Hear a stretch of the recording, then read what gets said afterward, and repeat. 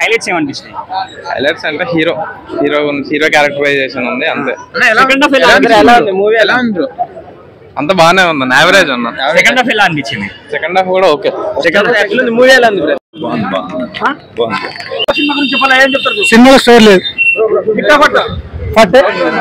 నచ్చలేదు. మొత్తానికి ఏం నచ్చలేదు సినిమాలో. ఏం లేదు, నిద్ర వచ్చింది. ఇప్పుడు నన్ను తిడతారు బై. Average bro, average. మీకు ఏ పార్ట్ నచ్చినాయండి అన్న?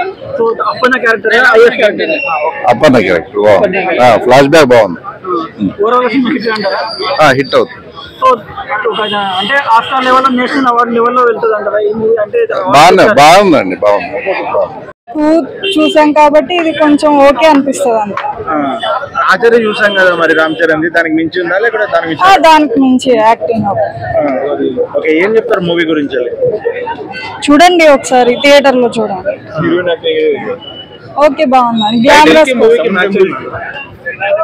నచ్చారు. ఓవరాల్ మూవీ ఏమంటారు? యావరేజ్.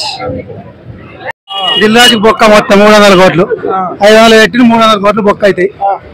అంటే శంకర్ లాజిక్ లేదు అసలు.